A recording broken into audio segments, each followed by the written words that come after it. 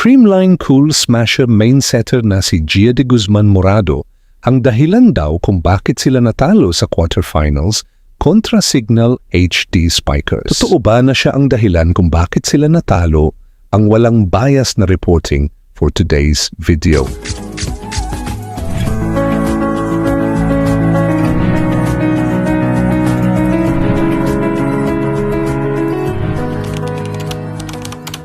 Sa gitna ng mainit na diskusyon matapos ang quarterfinals loss ng Creamline Cool Smashers laban sa Signal HD Spikers sa Premier Volleyball League, isang tanong ang paulit-ulit.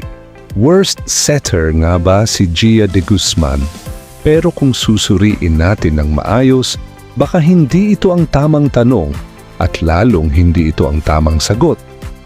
Unang-una, hindi basta-basta si Gia de Guzman.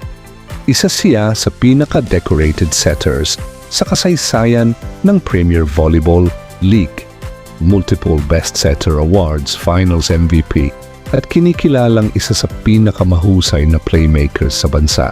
Kung worst setter siya, bakit siya pa rin ang madalas na inaasahan sa crucial moments at itinuturing na leader ng Creamline? Ngayon, pagdating sa laban kontra Signal HD Spikers, mahalagang tandaan na ang volleyball ay team sport. Hindi lang setter ang may responsibilidad sa panalo o talo. Oo, malaking factor ang decision-making ng setter. Kung sino ang bibigyan ng bola, anong tempo, at paano babasahin ang depensa. Pero kung hindi nagde-deliver ang spikers, mahina ang reception, o may problema sa floor defense, kahit gaano kagaling ang setter, mahihirapan ang team. Dagdag pa rito, may mga pagkakataon na naapektuhan din ang performance ni Gia de Guzman dahil sa physical condition.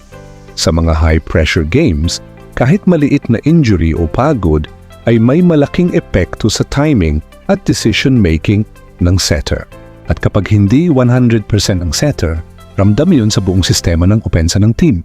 Kung susuriin natin ang laban, mas makatarungan sabihin na mas handa at mas cohesive ang Signal HD Spikers sa matchup na yon. Mas consistent ang kanilang depensa, mas efficient ang kanilang attacks, at mas maayos ang execution sa crucial moments. Sa madaling salita, hindi lang si Gia de Guzman ang dahilan ng pagkatalo. Ito ay kombinasyon ng team performance, momentum, at adjustments ng kalaban. Sa gitna ng mga batikos, hindi maiiwasan na may mga fans na agad maghahanap ng masisisi. At kadalasan, ang setter ang unang tinuturo dahil siya ang playmaker ng koponan. Pero sa kaso ni Gia de Guzman, mahalagang timbangin ang kritisismo at katotohanan.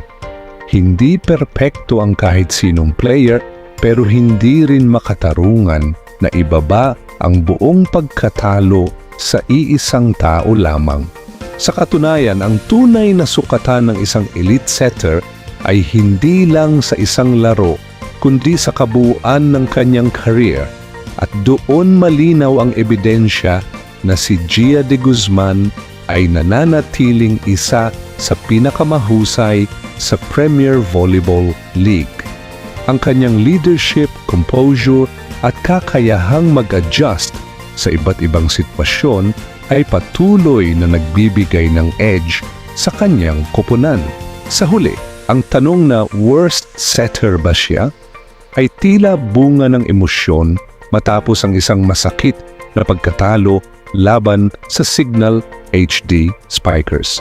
Pero kung magiging patas tayo sa pagsusuri, mas tamang sabihin na ito ay isang team loss at isang oportunidad para sa Creamline na mag-adjust, bumawi at patunayan muli kung bakit sila isa sa pinakamalalakas na koponan sa liga.